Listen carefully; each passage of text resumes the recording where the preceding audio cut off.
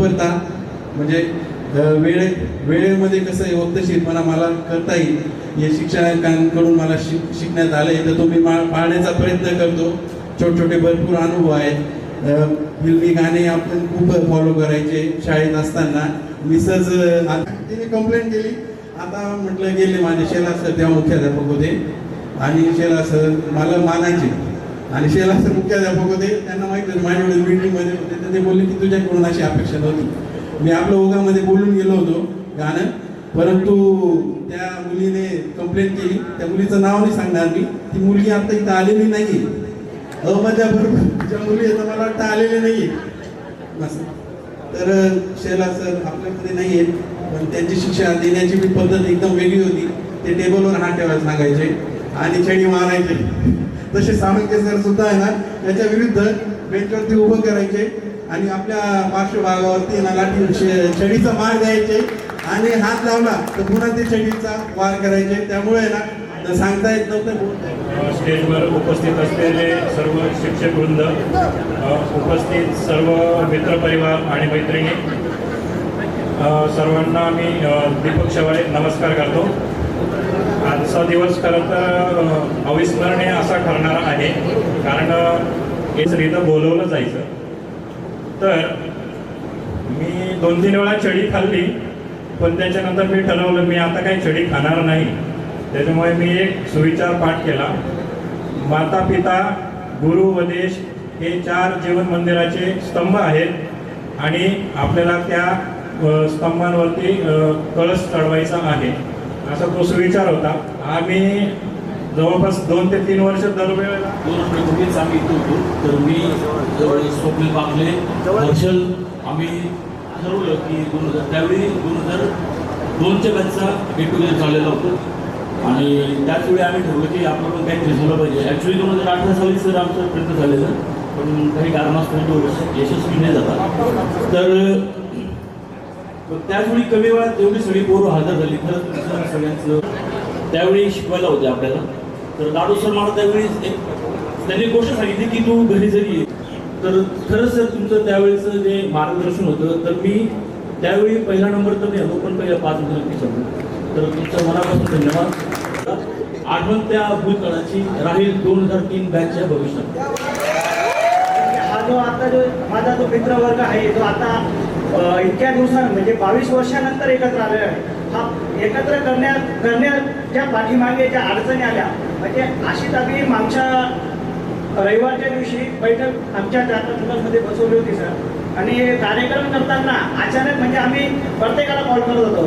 काहींची इच्छा होती, काहींची इच्छा नव्हती, पण माझे मित्र हर्षल भाऊ हे पर्सनली म्हणजे प्रत्येकाला कॉन्टॅक्ट करत होते. पण अचानक त्यांना फोनवरती त्यांनी त्यांच्याशी कॉन्टॅक्ट केला आणि त्यांना म्हणजे ते त्यांच्या एका भावनेने सांगितलं आता जो कार्यक्रम झालेला हा भूतो ना भविष्य सर, म्हणजे याच्या आधी कोणी करणार नाही आणि आता कोणी केलं नाही. असा कार्यक्रम 2003 आणि 4ची बॅच करणारे माझे 2 शब्द संपवतो. आणि सन्माननीय व्यासपीठ सर्वांनी आपलं आपलं मनोगत व्यक्त केलं आहे, ते मी काही रिपीट करत नाही. तर आत्ता मला रिसेंट एक मराठी पिक्चर आला होता क्रांतीज्योत, तुम्ही बऱ्याच जणांनी बघितला असेल.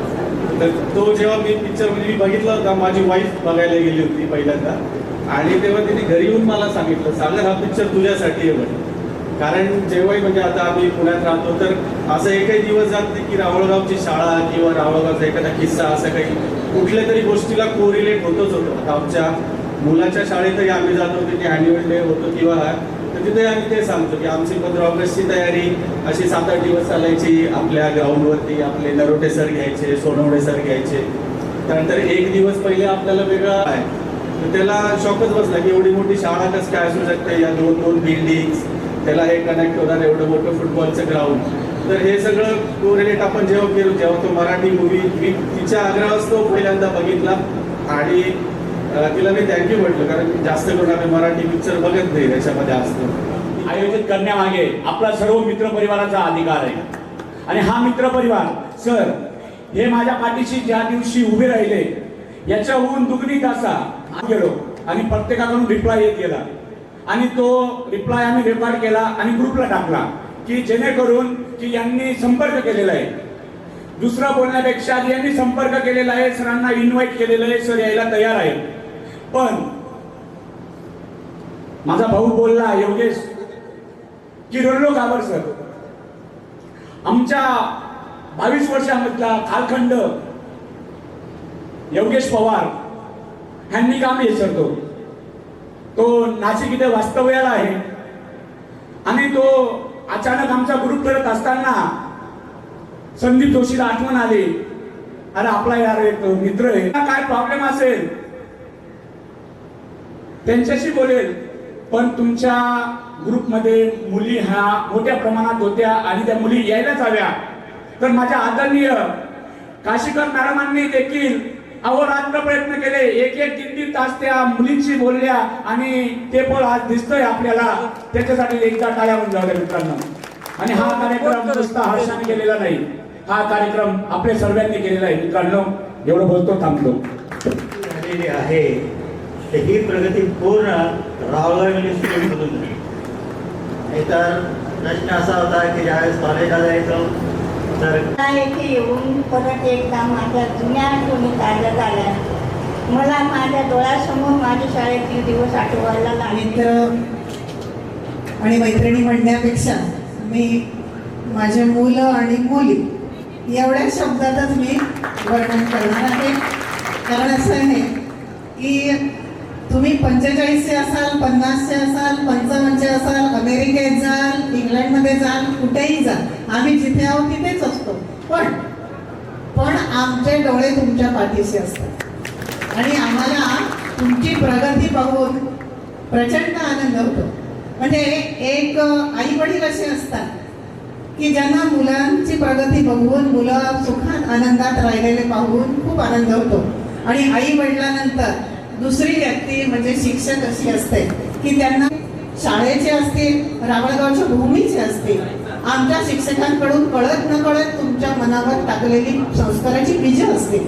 पण आज मात्र आम्हाला सोन्याचं पीक दिसतंय आणि हे सोन्याचं पीक बघून जसं शेतामध्ये भरभरून पीक आल्यानंतर शेतकऱ्याला कष्टाचं काहीच वाटत नाही, मेहनतीचं काहीच वाटत नाही, तसं आमचं आहे की एवढं सगळं सोन्याचं पीक बघून आम्हाला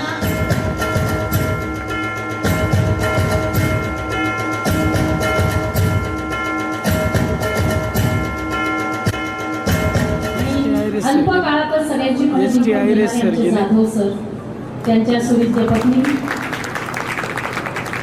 बागुल मॅडमच्या दोन्ही कन्या इथे आलेल्या आहेत.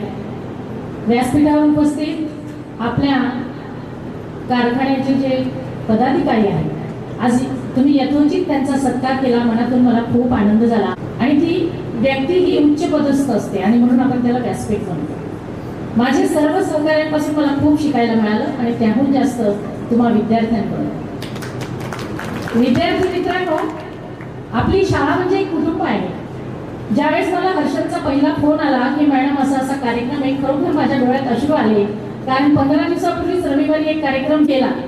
आपापल्या शिक्षणामुळे आणि आपल्या कामाच्या व्यापातून वेळ काढून तुम्हाला या शाळेची आठवण आली आणि तुम्ही सगळे 10 दिशांनी विद्यार्थी आले.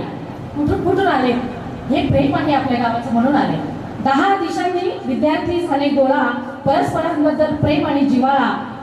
सर, ज्येष्ठ सहकारी Ayre sir, Bagul madam, Sodavane madam, Kashikar madam, सन्मित्र कापसे सर आणि माझ्या हृदयाच्या आठवणीत कायम असलेल्या चिमण्या माकरांना, तुम्हाला शाळेच्या गणवेशामध्ये त्या निष्ठाप चेहऱ्यांनी पाहिलेलं असताना किती प्रयत्न करणार. 25 वर्ष त्या गोष्टीला झाले आज. पण आज तुमच्या सगळ्यांच्या सोबत खूप छान वाटतंय मला इथे. मी असं काही ठरवलं नव्हतं की आपण हे बोलायचं, फक्त परिस्थिती बघायची आणि बोलायचंय. पण मी माझ्या जुन्या आठवणीत केला की अरे किती दिवस निवडला आणि सगळ्यात महत्वाचं की 15 दिवसामध्ये तुम्ही हा सगळा खटा दिव्य घेऊन शक्ती, या घरट्यातून पिल्लू उडावे घेऊन दिव्य शक्ती, आकांक्षाचे पंख असावे उंबरठ्यावर बत्ती. धन्यवाद तुमच्या सगळ्या. त्या शाळेचे माझी प्राचार्य, मी स्वतःला नेहमी विद्यार्थी समजतो, कारण मी रोज काही नवीन तुमच्याकडून पण शिकत असतो. म्हणून प्रत्येक व्यक्ती हा शेवटपर्यंत विद्यार्थी. हर्षलने सांगितलं की या मुलांनी या